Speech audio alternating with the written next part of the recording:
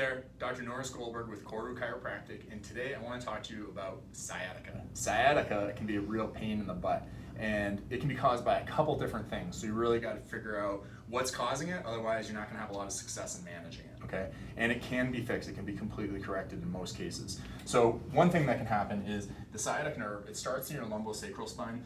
These nerves, they come off your spinal cord, run out in between the bones, and then they rejoin into the sciatic nerve, this big one right here in the back. That is actually the largest and longest nerve in your body, and it runs from your back, down through your butt, down the back of your leg, past your knee, all the way to the toes, okay?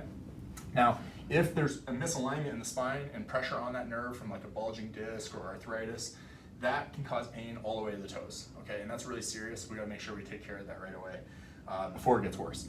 The other thing though that oftentimes people, and you'll hear this a lot in the physical therapy world, is that Piriformis syndrome causes sciatica, or really specifically, that is what that form of sciatica is piriformis syndrome, where the piriformis tightens down around the sciatic nerve because it actually runs from your tailbone to your hip. And oftentimes people will have an anatomical variation where the piriformis muscle, it splits and the sciatic nerve goes right through it instead of under it. And when that happens, if that muscle tightens up, you're gonna get a lot of sciatic nerve pain. The difference being oftentimes it will just go to your knee, okay? So I'm gonna show you a few quick stretches that you can do to loosen up those hip joints and the muscles around your sciatic nerve, just to see if it alleviates it. If it does, you just keep up with these stretches. If it doesn't, you probably need to look a little closer towards the top of the spine.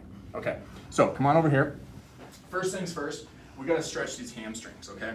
I always start with this stretch because it's one of the longest muscles in here. The key though is that you hinge at the hips and you really push your butt back, okay? You'll see though, my spine should be staying perfectly flat. I'm not allowing it to bend like this. Now, if I want to, I can. This is a little different stretch. It's not stretching my hamstrings as much as it is just stretching out my low back. Good to do occasionally. You just don't need to be doing that all the time. It's actually a little too hard on the low back. What you need to do is stretch out these tight hamstrings, push that hip back towards the wall, and I'm drawing my spine really long and lengthy. So my head and my tailbone, I'm like thinking about pushing in different directions, and then I just let my arms hang long. Now the second stretch I'm gonna recommend is for your gluteus maximus right here. I like doing this one standing because there are other variations. You can do pigeon pose, you can do figure four, you can sit in a position like that. But for some people that can create some impinginess because they have impingement, okay? This one, if you do it just like the hamstring stretch, but you bend one knee, so I'm still focusing on my right side here. When I bend this knee, I feel the stretch much more in my glute than I do in my hamstring, okay? Same thing, long spine, bending at the hip, and hang out here for 20 to 30 seconds. The next stretch I'm gonna do, I'm gonna be focusing more on glute medius, TFL, and IT band. They're all right here, kind of like front pocket. The other one is more back pocket, this one's front pocket, okay? What you're gonna do to stretch the same leg, you're gonna keep this leg straight, you're gonna bend this leg, but this time you're gonna step around and over your leg. I call this the curtsy, because it's kind of like you're doing a little bow, a little curtsy here. When you put this pressure into your knee and you push your hip back towards the corner here, you're gonna feel a real deep stretch in that front side hip, all the way down to the side of your knee on the outside, okay? For a lot of people, this really hits the right spots, all right? Now, lastly, I'm gonna show you the piriformis stretch. Now that we've warmed up a lot of these big muscles, we can kind of get a little more active on these small muscles.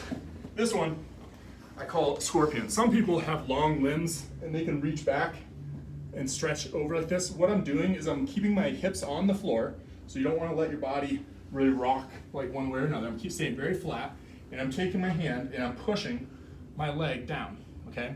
Now I feel all the stretch in my hip here. If you don't have this kind of flexibility or mobility, what you can do, take a little elastic band, wrap it around, and you can do the same thing. Then I can use my arm, just pull it out to the side, and it pulls my leg down. So there's a ton of rotation happening in your hip here, so you really get a nice deep stretch, and that's the muscle that is causing a lot of sciatic nerve tension and pain. Now lastly, this is not as much of a stretch, but a little deep tissue work you can do, try and break up some of the scar tissue. You can use a tennis ball, a baseball, a lacrosse ball, one of those little nubby, grippy myofascial balls. This is great. What I recommend, you gotta be careful, you don't wanna get too aggressive, like right on the nerve, but what I recommend is right around that hip joint, you know the one that you feel right on the side here? I want you to actually roll kind of up and around that. So I'm just gonna sit up on the ball, and I'm gonna find some of those knots, those tension points, and I'm gonna sit right on them until they go away. So just by talking and breathing here, I can feel the tension decreasing, and then I'm gonna roll just a little tiny movement, it's a small area, to the next spot, okay? Once that muscle releases, you're good to go and move on to the next area. Similar to foam rolling, again, you can use a foam roller. You can roll the hamstrings, you can foam roll your IT bands, your glutes. I like this though because it gets a little more depth into that deep muscle, the piriformis muscle there, okay? So guys, hope those stretches work. Use them regularly. I would recommend them doing them probably a couple times a day if you're really struggling with sciatica. If they help and you get sciatic relief right away, you know you're on the right track. If they're not helping, you really need to take a closer look at the spine, see what's going on to make sure you take care of that problem before it gets worse. All right, guys? We'll see you soon.